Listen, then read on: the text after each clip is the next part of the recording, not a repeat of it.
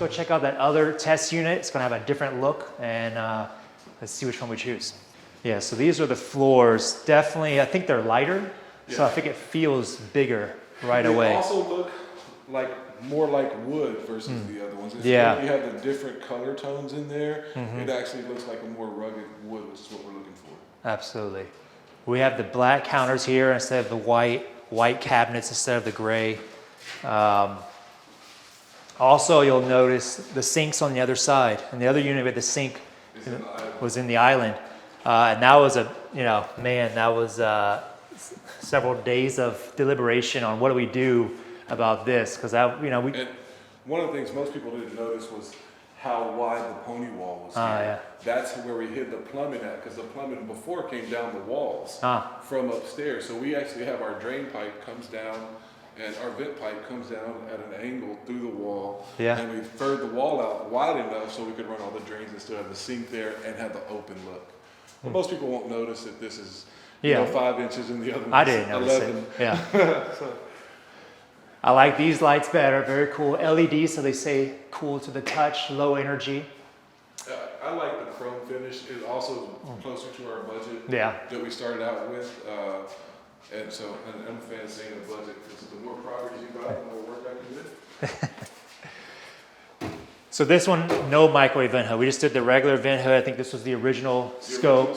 Yeah. So obviously now we're going to be putting a microwave in there. And reason being is because when you don't have a lot of counter space, the last thing you want to do is make the resident buy a microwave. And plus, I think it's so many people do it. Yeah. If you made them bring a microwave, they'd be like, no. They could choose another property over. And what I'm going to talk to our cabinet vendor about is like at the office where we have the microwave cabinet, and see if he has a microwave cabinet that will fit the microwave vent hood, where we'll still have a cabinet over the top, so we don't lose. We're going to lose some cabinet space.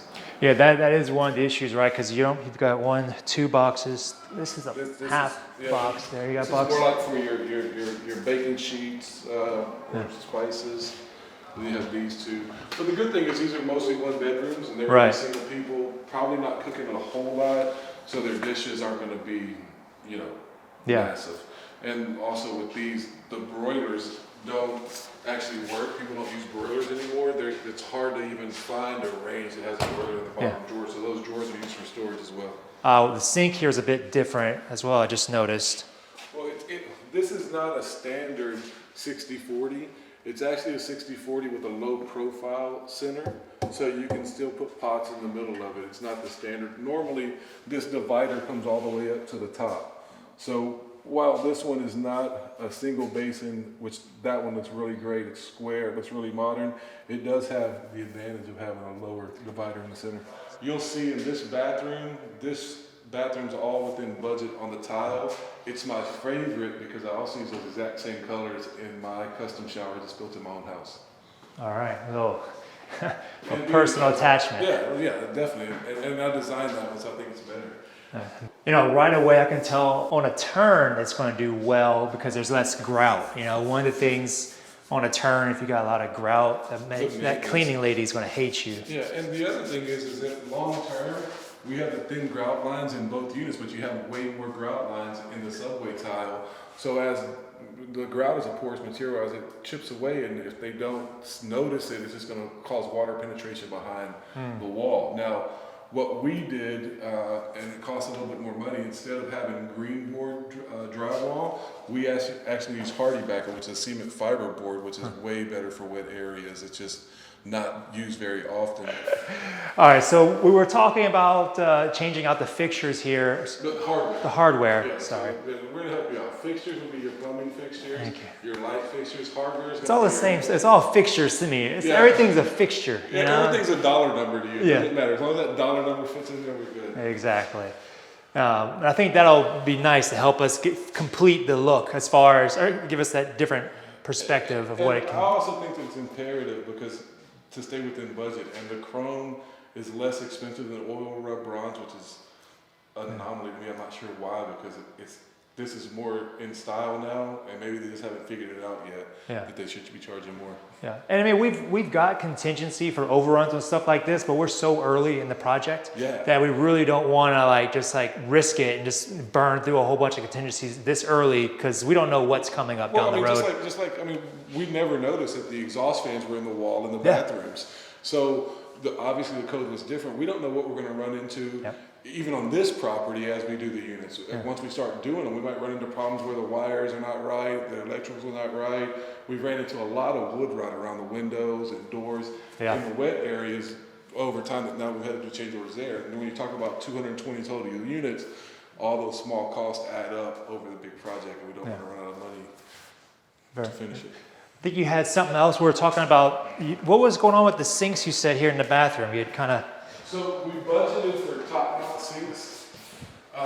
What we have in here are undermount sinks, the rectangle undermounts.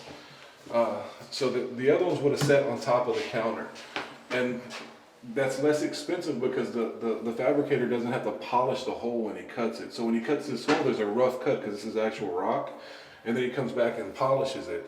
What I did was I negotiated with the vendor to sell me the undermount sinks for the same price as the top mount, and also my fabricator and installer, I told him that if he did the undermount sinks in the bathrooms, I'd give him all of them if he did it for the same price as the top mount, not charging us for polishing the holes. And he agreed to it, so it's a lot better look, a lot modern look, and overall I think it's a really good deal. Yeah, when you're doing big rehabs like this, one of the things that you all have to pay equal parts attention to is the exterior, because we could have blown our whole budget on the interior and not spend as much money on the exterior, and they would have never stepped foot on the property. They're not going to stop. I mean, they're not going to stop at all. I mean, the great thing about this property is that there's already a property down the street that's been rehabbed. Exactly. And there's no other multifamily until you get to Antoine. Right. From here to there, and this Garden Oaks, which is several miles away for those who are. If you're not from Houston. If you're not from Houston, it's several miles away. And Garden Oaks is a real desirable area.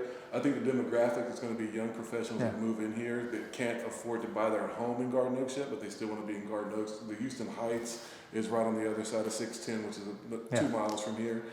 So it's a great location, and I think that this is going to be a really, really good deal.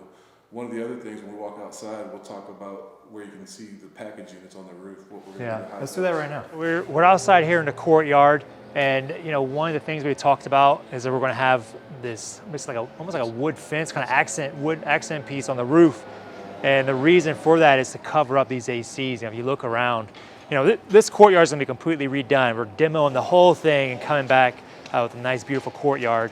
So if you look over here, you can see the package unit air conditions. So when you're in the courtyard, you don't want people seeing an ugly AC up there. But it's also going to give us the wood enhancement. When you come back in video again, we're going to have wood accents next to each door. And that wood's going to be the same color, same type. It's going to match this horizontal fence, tying everything in, along with the stuff that the designer picked out to do the accents on the outside to beautify the outside of the street side. Yeah, so I really can't wait to see the progress on the exterior to really, complete the whole renovation, because the interior looks amazing. But I know if we don't do something equally amazing on the exterior, it's it's not going to be good. Yeah. All right, guys. So we just finished our first walk through the property. This is a 2-year project, so we have we're about 3 or 4 months into the project. First time seeing finished units, and so we've got a long way to go. The progress will definitely be accelerating a whole lot now that we've got kind of a design set and that we're going to agree to here shortly.